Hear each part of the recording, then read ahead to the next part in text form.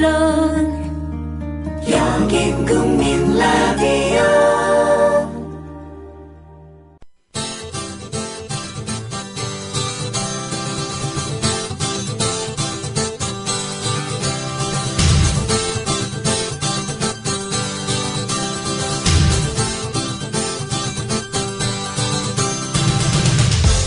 투박하지만 정직하다. 비평을 비평하는 남자 서영석. 그가 바라본 세상. 사설과 칼럼을 통해 오늘을 짚어본다. 서영석의 라디오 비평. 안녕하십니까, 서영석입니다. 정성근 문화체육관광부 장관 후보자가 자진 사퇴했습니다. 김명수 교육부 장관 후보자는 자진 사퇴를 하지 않았기 때문에 지명을 철회했습니다. 그러나 정성근 후보자는 자진 사퇴했습니다. 아마도 오늘 아침 조중동 이른바 보수신문의 사설 등 보수 진영의 기류가 반영됐을 것이라고 봅니다. 정성근 후보자는 오늘 보도자료를 통해서 오늘 문화체육관광부 장관 후보자직을 사퇴한다. 다 설명드리지 못한 부분이 있지만 그냥 물러나는 게 도리라고 생각한다. 그간 공직 후보자로서 국민 여러분께 희망을 드리지 못하고 마음을 어지럽혀 드렸다. 용서를 빈다. 라는 식의 보도자료를 통해서 사퇴를 했는데요. 사실 예상됐던 겁니다. 오늘 아침 동아일보 사설은 거짓말 정성근이 임명을 강행하면 국격은 어찌 되나 라면서 이제라도 정성근 후보자가 스스로 물러나 박근혜 2기 내각의 출발을 돕기 바랄 뿐이다. 라면서 자진 사퇴를 종용했는데요. 그 말을 받아들인 것인지는 모르겠습니다만 자진 사퇴했습니다. 역시 조선일보도 사설 인사파동에 대한 박근혜 대통령식의 해법 유감이라는 사설을 통해서 임명장을 주는 건 대통령 권한이지만 먼저 그 문제에 대해 상세한 설명을 해야 된다. 교육부 장관 후보자를 포기했으니 정성근 후보자는 밀어붙여도 될 것이라고 생각 갖고 있다면 옳지 않다.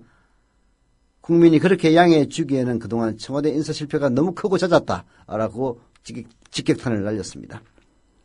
역시 중앙일보 역시 거짓말 후보가 정부 대변인이 될 수 있느냐 라면서 정성근 후보자가 청문회에서 위정한 것, 즉 온 국민을 상대로 거짓말을 한 점을 부각시키면서 그런 사람이 정부 대변인이 될 수 없다라고 보수신문들이 일제히 박근혜 대통령의 결단을 촉구했는데요. 그런 것들이 영향을 미쳤는지는 모르겠습니다만은 여하튼 물러났습니다. 그러나 김명수나 정성근이 물러났다고 해서 박근혜 대통령의 인사 실패가 가려지는 것은 아닙니다. 황우여 전 새누리당 대표가 교육부 장관 겸 사회부총리 후보자로 지명된 것도 최경환 전 새누리당 원내대표가 2기 내각의 경제부총리로 지명된 것도 통과가 됐습니다만은 따지고 보면은 그야말로 친박 홍위병 정당으로 불리웠던 전반기 새누리당의 투톱 황우여 최경환이 그대로 2기 돌격내각의 투톱으로 자리바꿈했을 뿐입니다. 다른 후보자들은 어떻습니까? 워낙 흠결이 많은 후보자들이 많기 때문에 통과는 됐습니다만은 최양이라든지 잔디밭에다 고추를 심은 최양이라든지 그리고 아직 통과 안 된 정종섭 문제 하나 둘이 아닙니다. 박근혜 대통령의 인사 실패 단순히 인사 실패로만 끝나면 얼마나 좋겠습니까? 국가의 총체적인 시스템 실패로 이어지고 그리고 다른 무엇보다도 그러한 시스템 실패를 개선하려는 노력이나 의지가 전혀 보이고 있지 않다는 점 그게 더 큰 걱정입니다. 세월호 참사 특별법을 제정해달라는 이런 목소리는 단순히 유가족들의 목소리만은 아닙니다. 350만 명 이상이 서명에 참여한 그야말로 국민의 목소리인 겁니다. 그런 국민의 목소리에 귀를 기울이는 것만이 박근혜 정권의 멸망을 막는 유일한 길이 될 겁니다. 라디오 비평 시작합니다. 함께하고 계신 방송은 정치평론가 서영석 미디어 협동조합 이사장이 진행하는 라디오 비평입니다. 지상철 조합원 신청 광고입니다. 강화대교 앞에서 개념 부부가 만드는 개념 곰탕, 연지연 곰탕. 연지연이란 가마솥의 장작불로 온종일 구워내는 곰탕을 서로 나누어 이어지는 인연이란 뜻입니다. 연지연 곰탕이 민주주의를 열망하는 조합원 여러분과 국민의 건강을 책임지겠습니다. 곰탕 포장 판매는 한 팩 800g에 7,000원이며 7팩 이상은 무료 배송으로 드립니다. 연지연 곰탕은 강화대교 입구에 위치해 있습니다. 단체 주문 예약 및 포장 주문 전화번호는 010-7252-1114, 010-7252-1114, 031-989-9968. 조합원 단체 예약은 10% 할인해드립니다.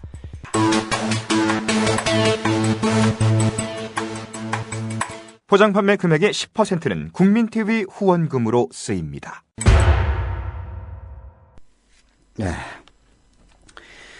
한겨레신문의 사설 김학원 대통령을 소개해드립니다. 사실 정성근 자진 사퇴하기 이전에 쓴 사설이기 때문에 정성근 이야기 많이 나옵니다만은 사실 정성근 대신에 정종섭을 집어넣어도 마찬가지입니다. 정종섭 후보자. 정성근은 결국 청문회 위정 때문에 청문회 위정한 사람이 어떻게 정부 대변인 노릇을 하겠느냐. 정부의 입장을 밝히는 그런 자리에서 공식으로 얘기를 하는 사람이 온 국민을 상대로 사기를 치고 거짓말을 하고 그리고 장관이 됐다면은 그 사람의 말에 무게가 실릴 수 있겠느냐라는 논지가 심지어는 조중동 사설에서도 나왔습니다. 그런 논리를 적용한다면은 위장전입한 사람이 위장전입을 했다고 시인한 사람이 어떻게 위장전입을 단속을 할 수 있는 주무부서인 안전행정부 장관을 할 수 있겠냐 이런 이야기입니다. 정종섭도 부적격자입니다. 아마도 박근혜 대통령은 김명수 지명 철회했으니까 정성근이나 정종섭이는 임명해도 되겠지라고 생각했을 겁니다. 그런데 정성근은 해도 너무하다라고 하니까 결국은 자진사퇴 쪽으로 결론을 냈죠. 그래서 똑같이 생각할 겁니다.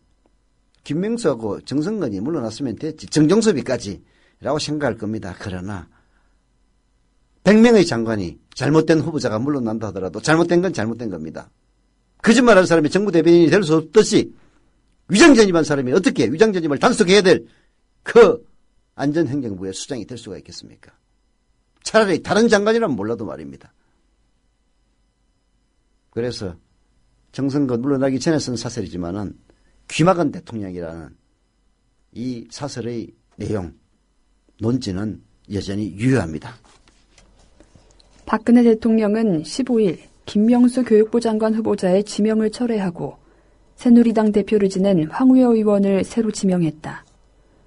그러나 각종 도덕적 흠에다 국회 인사청문회 위증 문제까지 불거진 정성근 문화체육관광부 장관 후보자에 대해서는 국회에 인사청문 보고서 재송부를 요청했다. 사실상 정 후보자에 대한 임명을 강행하겠다는 뜻을 분명히 한 셈이다. 그렇습니다. 국회 인사청문 보고서 재송부를 요청했다는 것은 임명하겠다는 이야기였죠. 정성근 후보자가 만약에 자진 사퇴를 하지 않았다면 박근혜 대통령은 임명을 했을 것이다 라는 추론이 가능합니다. 박근혜 대통령이 이런 결정을 내렸던 것은 청와대가 최근 강조하고 있는 야당과의 소통이나 국회 존중 등이 단지 신용뿐이라는 사실을 잘 보여주는 행위입니다. 박근혜 대통령 지난 10일 여야 원내 지도부와의 만남에서 야당 쪽으로부터 김명수, 정성근 후보자의 지명 처리를 요청받고 잘 알겠다, 참고하겠다라고 답변했습니다. 결국은 참고만 하고 끝내버리는 행국이 됐었죠. 무엇보다도 청와대가 15일 오후 국회의 청문보고서 채택을 재요청하면서 시한을 이날 자정까지로 정한 것부터가 국회를 철저히 무시하는 행위입니다.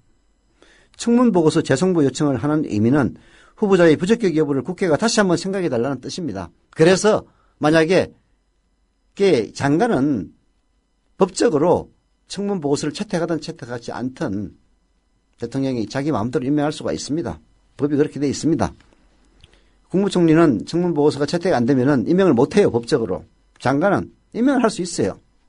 그래서 국회에서 청문보고서 채택을 못할 경우에는 다시 보내달라고 요청을 합니다.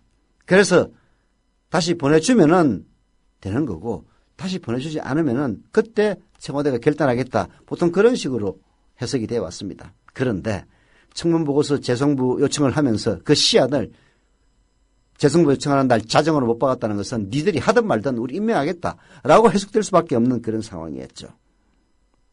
물리적으로 답변 자체가 불가능한 그런 시안을 정해놓고 무슨 국회를 존중하고 무슨 여야 대화 소통을 한다는 이야기입니까? 결국은 정성근 후보자가 자진 사퇴를 하지 않았더라면 오늘 장관 임명 강행했을 겁니다. 정성근 후보자가 김명수 후보자 못지않게 장관 부적격자라는 것은 새누리당도 인정하는 바다. 음주운전, 자녀 불법 유학 논란 등 숱한 도덕적 흠은 제쳐놓고라도 국회 인사청문회에서 거짓말을 한 것 하나만으로도 도저히 장관에 임명할 수 없는 인물이다. 국회의 권능을 존중하고 앞으로 이런 위증이 다시는 발붙이지 못하게 하는 의미에서도 그는 당연히 장관 지명 대상에서 배제돼야 옳다. 장관 임명을 강행하는 게 정 후보자로서는 자축의 폭탄주를 다시 마실 일이 될지 모르겠지만 국민에게는 다시 실망의 폭탄을 하나 던지는 일이다. 정성근 후보자가 자진 사퇴했으니까 하는 말이지만은 정종석 후보자도 자진 사퇴하는 게 맞습니다. 더불어 새 교육부 장관 후보자의 황우여 의원을 지명한 것도 그렇게 유쾌하게 다가오지 않습니다. 황 의원은 국회 교육과기술위원회 등 교육 관련 상임위 활동을 하긴 했지만 청와대가 강조해온 교육 전문성과 전혀 거리가 멉니다. 오히려 사회부총리에 더 무게를 둔 게 아닌가 하는 생각마저 듭니다. 결국 황 의원을 교육부 장관으로 지명했다는 것은 교육계획 대신에 국회 인사청문회 통과를 최우선적 목표로 삼았다는 인상 지우기 어렵습니다. 수백 번 되풀이하는 말이지만 박근혜 대통령 시야를 넓혀서 인재를 널리 구하려는 노력은 포기하고 측근들의 돌려막기 인사, 회전문 인사만 하다 보니 이처럼 본말이 전되는 상황이 빚어지는 겁니다. 황우여와 최경환이를 내각의 돌격대장, 양대 축으로 임명한 것은 결국은 홍위병 친박정당이었던 새누리당의 투톱을 그대로 갖고 온 것에 불과합니다. 이런 돌려막기 도대체 언제까지 참아야 하는 겁니까?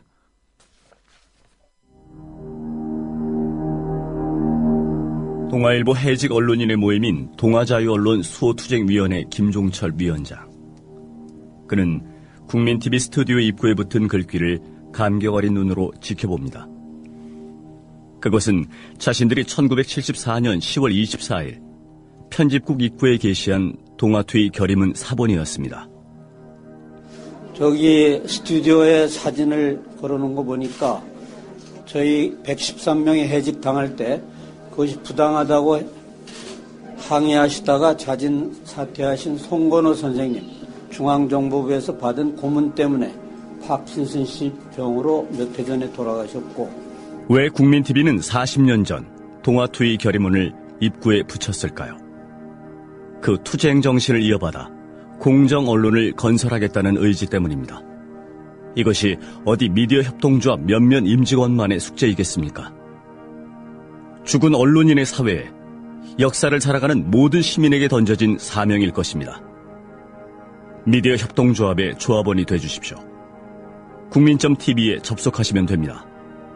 2014년 4월 1일은 한국 언론사의 역사적인 날이 되리라고 생각합니다. 동아투의 사람들 뒤에서 여러분이 원하는 모든 일을 힘껏 도와드리길 약속드립니다.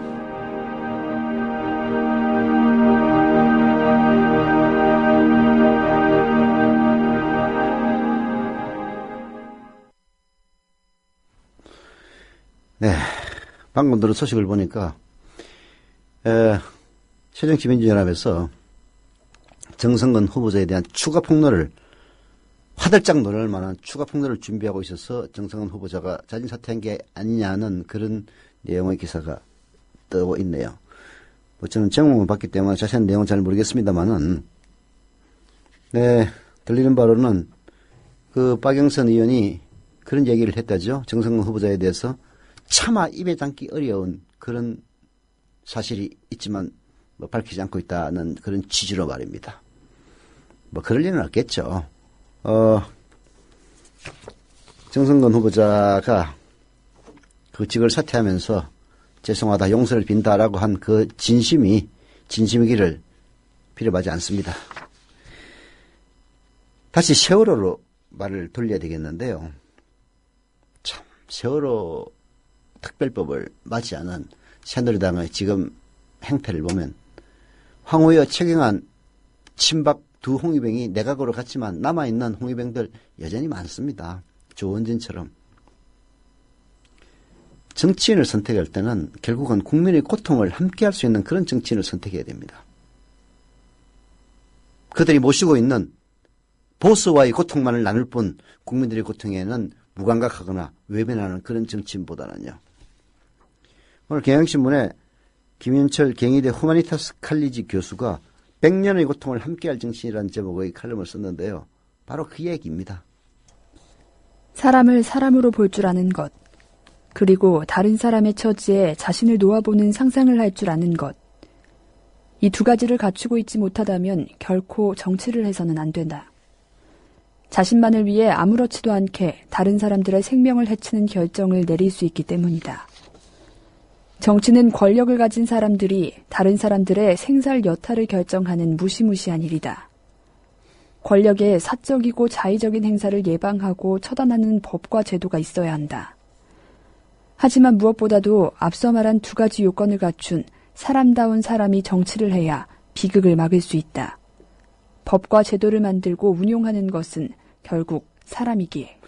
그렇습니다. 이 기본적인 것들, 사람을 사람으로 볼 줄 안다는 것, 그리고 다른 사람의 처지에서 자신을 놓아보는 그런 상상을 할 줄 안다는 것, 그게 바로 역지사지 아닙니까? 그것만 해도 우리 인간 사이가 이렇게까지 피폐해지는 않을 겁니다. 그러나 새누리당 혹은 이 나라의 자칭 보수들, 그 면면들을 보면은 어떻게든 남을 누르고 짓밟고 그리고 편법을 써서라도 남들보다 앞서 나가는 그런 사람들이 결국은 가장 앞선 자리에 와서 그런 인간들을 위주로 장관 후보자도 보다 보니까 그런 면면들만 나오는 겁니다. 사람을 사람으로 볼 줄 안다는 것. 그리고 다른 사람의 처지에서 자신을 놓아보는 상상이라도 할 줄 아는 사람들. 그런 사람을 정치인으로 뽑아야 되는데 현실은 그렇지가 못하죠. 김윤철 교수 얘기 계속 들어봅시다. 2009년 8월 19일 윌리엄 켈리라는 66세 한 미국 남자가 41년 전의 일에 대해 참회했다. 켈리는 베트남전 때 양민 수백 명이 학살당한 미라이 사건으로 유죄 판결을 받은 전직 미군 장교이다. 켈리는 양심의 가책을 느끼지 않은 날이 단 하루도 없었다고 했다. 학살 명령을 내린 상관들에게 저항하지 않은 것은 어리석은 짓이었다고도 했다. 왜 그때는 몰랐을까? 켈리는 재판에 회부됐을 때 공산주의자들이 인간이라는 생각을 단 한 번도 해본 적이 없다고 진술했다. 그가 부당한 명령에 저항하지 않고 어리석은 범죄를 저질렀던 이유다. 이념을 탓하며 사람을 사람으로 보지 못했던 것이다. 켈리를 전쟁터로 몰아넣어 학살자로 만들었던 정치인들은 어땠을까?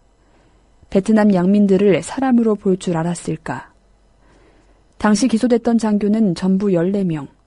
그중 유죄 판결을 받은 이는 가장 계급이 낮았던 켈리뿐이었다. 켈리는 22명의 민간인을 살해한 혐의로 종신형을 선고받았다. 하지만 닉슨 대통령은 켈리를 가택연금으로 감형했다가 3년 후에 가석방했다. 그렇습니다. 결국은 사람을 사람으로 보지 못했기 때문에 그런 학살의 참극이 일어나는 겁니다.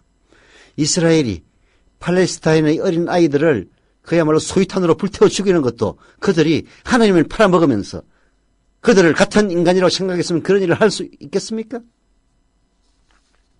2014년 7월 14일 대한민국 세월호 희생자 가족들이 국회에서 단식농성에 들어갔습니다. 세월호 특별법 제정 시 설치할 진상규명위원회의 구성 방식과 권한 범위에 대해서 정치권이 희생자 가족들의 요구를 수용치 않고 있기 때문입니다. 희생자 가족들은 위원회 정원의 절반을 희생자 가족들로 하고 위원회가 수사권과 기소권을 모두 갖는 것으로 하자고 제안하고 있습니다. 그 이유가 뭡니까? 세월호 국정조사 특위활동을 보면서 그들에게 맡겨뒀다가는 아무것도 할 수 없다는 것을 깨달았기 때문입니다. 국가의 무능으로 가족을 잃은 처지를 헤아리지 못하는 정치인들임을 알았기 때문입니다. 그들에게만 맡겨놨다가는 진상규명은커녕 대책도 세우지 못해 또다시 세월호 참사와 같은 참극을 반복하게 될 것이라는 사실을, 그래서 희생자 가족들이 직접 관여해야 된다는 사실을 알았기 때문에 그렇게 요구하고 그 요구를 간절시키기 위해서 단식 농성을 하는 겁니다. 새누리당 이완영 의원은 지지부진한 국정조사에 분을 참지 못하고 항의하는 희생자 가족들을 내가 당신에게 말했느냐며 타박했고 경비는 뭐 하느냐며 내쫓겠다고 위협했다. 같은 당 조원진 의원은 세월호 사건을 조류 인플루엔자에 비유하는 듯한 발언을 했다. 역시 같은 당의 심재철 의원은 희생자 가족들에게 실제 퇴장 명령을 내리기도 했다. 야당 의원들은 이런 여당 의원들을 효과적으로 제어하지 못하고 있다. 하지만 새정치민주연합 우원식 의원의 말은 귀 기울일 만하다.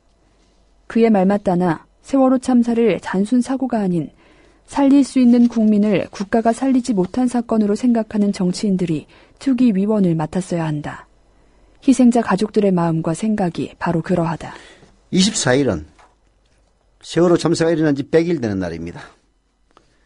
욕심과 영혼이 갈갈이 찢겨져 나가는 고통 때문에 희생자 가족들에게는 그 100일이 100년 같았을 겁니다. 30일에는 재보선이 있습니다. 이날에는 국민을 표가 아닌 사람으로 볼 줄 알기에 100년의 고통을 함께 나눌 정치인들이 더 많이 당선되기를 소망해 봅니다. 부와 권력을 앞세운 모렴치한 강자들에게 맞서 싸워온 정치인들 말입니다. 그래야 사람을 살리는 정치를 기대라도 해볼 수 있을 것 아닙니까? 그런 의미에서 저는 평택 을에 노동자 후보로 나선 김덕중 후보를 주목합니다. 여야 양대 정당의 이 탐바구니에서 평택 지역에서 과연 정말로 평택의 시민들을 위해서 일할 사람이 누구인지 유권자들이 현명한 선택을 할 수 있다면 우리 사회도 그렇게 미래가 어둡지만 않을 겁니다.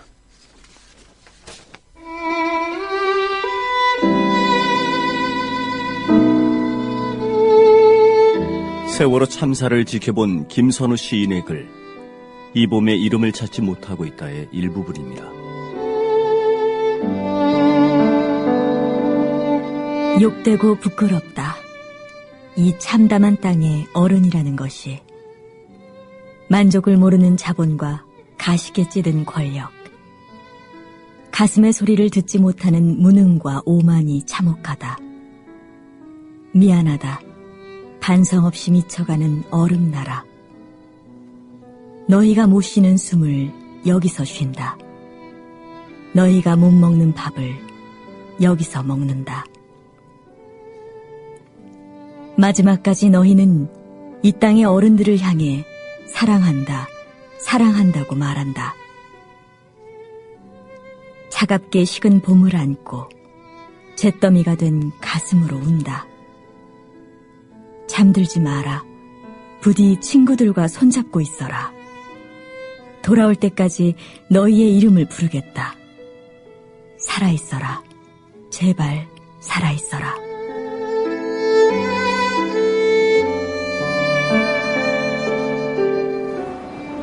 미디어 협동조합 전 임직원은 세월호 참사 피해자와 그 가족에게 깊은 위로를 전합니다.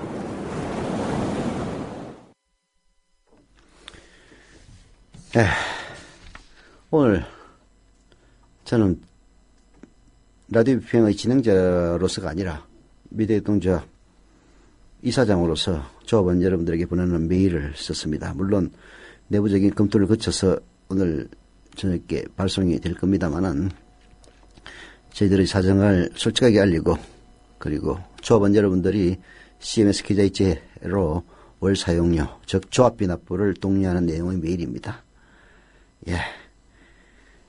조합원으로 가입해 주시기를 부탁을 드리면서 광고도 하겠습니다. 이것도 다 조합의 수입입니다.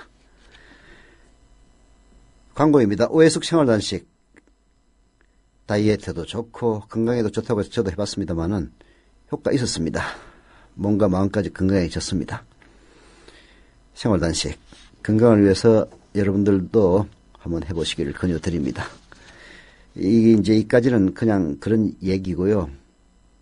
다음은 이제 진짜 광고입니다. 오해숙 생활단식에서 이번에 지사를 모집한다고 합니다.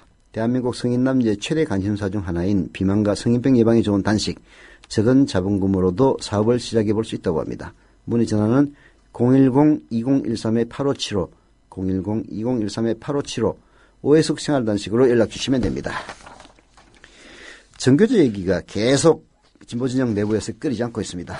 물론 한겨레신문의 모 논설위원이 쓴 정교조의 투쟁 방식에 대한 근유에서 비롯된 것이긴 합니다만은 저는 이 논의가 결코 부정적이지만은 않다고 생각합니다. 이런 논의를 통해서 정교조도 바뀐 시대에 맞는 그런 투쟁 방식을 고민하게 될 겁니다. 그리고 정교조에 대해서 무엇보다도 그야말로 빨갱이 조직이라고 생각하고 있는 그런 보수적이고 혹은 수구적인 사람들에게 이러한 논의는 그것이 아니라는 점을 알리게 될 겁니다. 오늘은 성공회대 노동아카데미 주임 교수인 하종강 씨의 정교조 별거 아니다 라는 내용의 칼럼을 소개해드립니다. 라디오에서 전교조 교사들의 집회에 관한 뉴스가 나오자 나이 지긋한 택시기사가 대바람에 욕을 한다. 이런 놈들은 멀쩡히 잘 살아있는 사람들을 왜 들쑤셔나가지고 생난리를 나게 하고 지랄이여. 가만히 듣다 보니 전교조 교사들을 욕하는 것이 아니라 정부를 비난하는 말이다. 조심스럽게 말을 붙였다. 나이 많은 분들은 대부분 전교조를 욕하던데 기사님은 좀 특별하시네요. 택시기사가 답한다. 전교조가 특별한 게 아니에요. 우리 세대는 중고등학교 때까지 어떤 교육을 받았냐면요. 제도권 교육의 잘못된 내용들을 조목조목 설명하더니 그런 잘못된 교육을 바로잡자는 게 전교조예요. 전교조가 별게 아니에요. 라고 강조한다. 맞는 말입니다. 전교조 별거 아닙니다. 심지어 전교조 때문에 해직당한 교사들 역시 특별한 사람들 아니었습니다. 1989년 노태우 정부는 전교조 가입 교사들의 명단을 파악했고 그 다음에 조합원 탈퇴서를 제출하지 않은 교사들 1,500여 명을 파면, 해임, 그리고 직급 면직시켰습니다. 주요 간부 직책을 맡았거나 활동을 특별히 많이 한 교사들을 선별한 것도 아니었습니다. 조합원을 탈퇴하라라고 명령하고 조합원 탈퇴서를 제출하지 않은 교사들을 무조건 다 잘랐던 겁니다. 그렇게 해서 해직교사 1,500명이 양산됐던 겁니다. 이 전교조 지휘 행사가 끝나고 난 뒤 교사들과 하종강 교수 식당에서 마주 앉았다고 합니다. 옆자리에 머리가 허옇게 쉔 선생님이 말았다고 하네요. 그러니까 그때 조합원 탈퇴서에 이름 석자 쓰고 안 쓰고 딱 그 차이 하나밖에 없었는데 내가 그 종이장에 이름 석자 쓰지 않았다는 이유로 그 뒤 10년 동안 해직교사로 살았잖아. 이렇게 한 나이 지긋한 선생님이 말씀하니까 그 앞자리에 머리가 벗어진 선생님 역시 이렇게 얘기를 했습니다. 그때 그 종이장에 이름 석자 쓰고 살아남았다는 이유로 내가 그 뒤 10년 동안 자네 앞에서 죄인처럼 살았네. 이렇게요. 참 가슴 아픈 이야기입니다. 그 전교조가 굳이 노동조합이 아니라는 사람들이 있다. 그 바탕에 깔려있는 생각은 교사와 노동조합이 어울리지 않는다는 미개한 발상이다. 유럽에서는 교장들도 교사노조에 가입하고 영국에는 교장 노동조합이 아예 따로 있다. 2010년 한나라당 조전혁 의원이 전교조 교사 명단을 발표했을 때 시민교육운동 10년 했다는 학부모 대표는 텔레비전 시사토론 프로그램에 나와 이렇게 말했다. 교사노조는 없어야 하는데 합법화된 겁니다. 그래서 문제가 시작된 거예요. 노동조합은 상품을 만드는 그런 사람들에게나 필요한 것이지 교사들에게는 필요 없는 거예요. 저는 솔직히 이번 기회에 부끄러움을 느낀 선생님들이 많이 탈퇴해서 전교조가 좀 죽었으면 좋겠다는 생각으로 명단 공개에 찬성했습니다. 참 미개한 사람들입니다. 저는 아이를 키워본 학부모 입장에서 전교조 선생님들이 저희 아이의 담임을 맡았을 때는 그렇게 편할 수가 없었습니다. 아이들을 골고루 사랑해 주기 때문에 특별히 촌지를 갖다 바칠 필요도 없었고 심지어는 봉투라도 하나 갖다 주면은 오히려 거절하면서 아이들 다 같이 사랑하니까 전혀 염려하지 마시라는 이야기를 들었을 때 이런 선생님이 계시다면은 정말로 아이들을 믿고 맡길 수 있다라고 생각을 했던 적도 있었습니다. 전교조에 가입했다는 그 이유 하나만으로 잘리는 사람들도 있는데 이런 식으로 학교가 어떻게 노동조합이냐라면서 부끄러움을 느낀 선생님들이 많이 탈퇴해서 전교조가 좀 죽었으면 좋겠다는 생각으로 명단 공개에 찬성했다고 스스럼없이 이야기하는 그런 학부모들이 있다는 것이 참 부끄럽습니다. 유럽에서 교장들도 교사노조에 가입하고 영국에는 교장 노동조합이 있다는 사실을 그 인간 귓구멍에다가 좀 때려 박아 넣어줬으면 좋겠어요. 전국에 중계되는 방송에 나와 아무 부끄럼도 없이 그렇게 말하는 것이 전교조를 바라보는 많은 사람들의 생각이다. 그 정서를 바탕으로 정치적 산수를 한 정부는 전교조가 노조가 아니라는 결정을 했고 법원은 그에 부응하는 판결을 했다. 법원이 윤리성, 중립성, 공공성 등 교원의 직무 특수성에 비춰봤을 때 교원 노조는 초기업단위 노조와는 달리 취급해야 할 이유가 있다고 한 것은 위에 나온 학부모 대표의 생각을 법률적 용어로 좀 더 세련되게 설명한 것에 불과하다. 법원이 통설과 판례에 따라 교원노조법 2조, 노조법 2조 4호 라목 조항을 전교조가 노조가 아니라고 통보할 수 있는 근거가 되지 못한다고 해석할 수 있는 여지는 충분했다. 다만 그렇게 하지 않은 것뿐이다. 이게 상식입니다. 하정관 교수는 택시가 목적지에 거의 도착했을 때 기사에게 물었다고 합니다. 혹시 시민단체 같은 곳에서 활동하시나요? 그랬더니 전교조 별게 아닙니다. 나쁜 교육, 잘못된 교육을 바로잡자는 게 바로 전교조입니다라고 답변했던 그 택시기사, 그냥 일개 택시기사일 뿐입니다.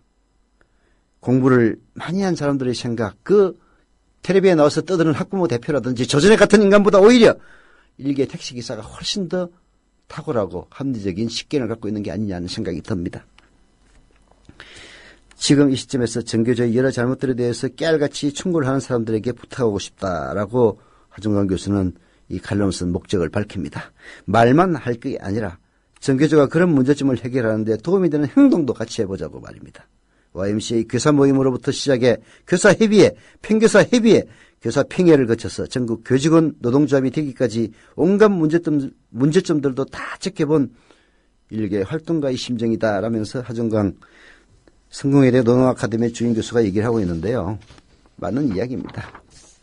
전교조, 거기도 조직이니까 왜 문제가 없겠습니까? 그러나 전교조가 갖고 있는 문제보다는 우리 사회가 갖고 있는 편견의 벽, 그리고 전교조를 죄악시하는 그런 근본주의자들이 득세하고 있는 미디어 현실, 그리고 그런 인간들이 지지하는 박근혜 대통령, 그게 문제인 거죠.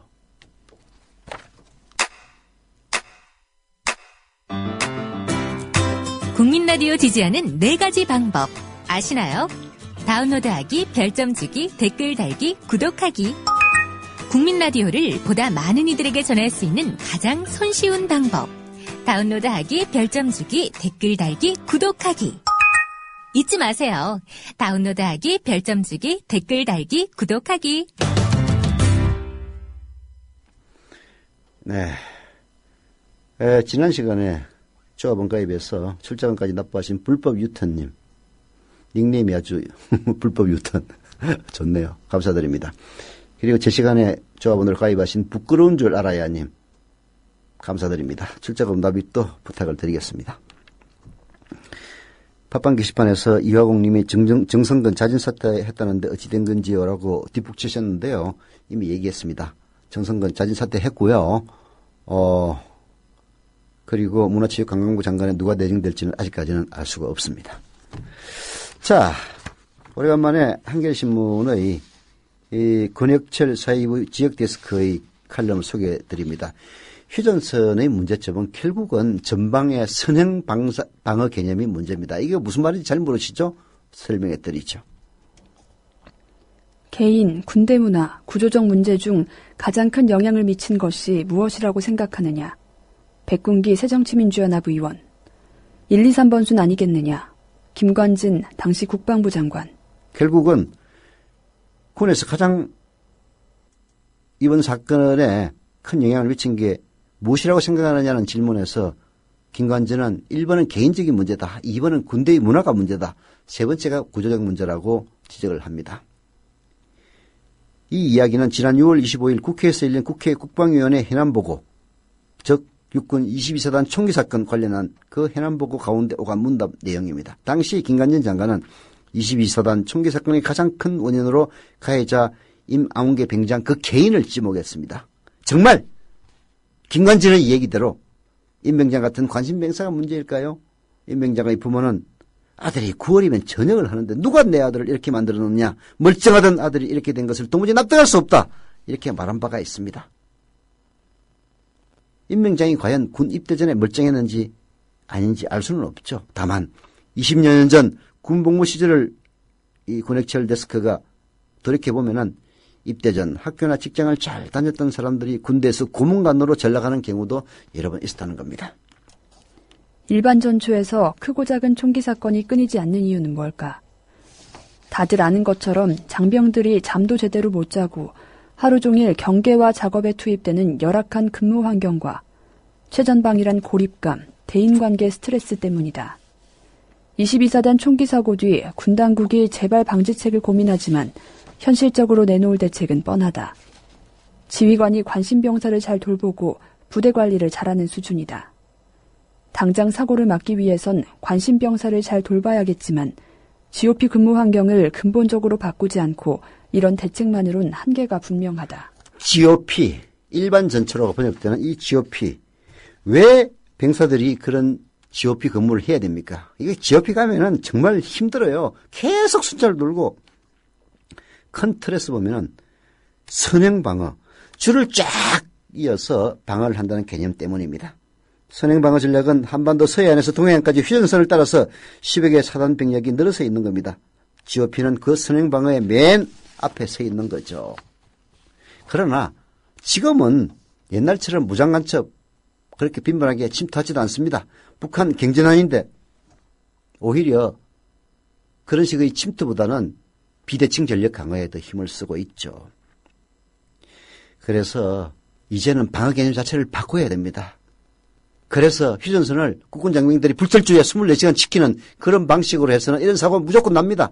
그래서 와가지고 뭐 표시까지 북한군 병사들이 남기고 갔다면서요.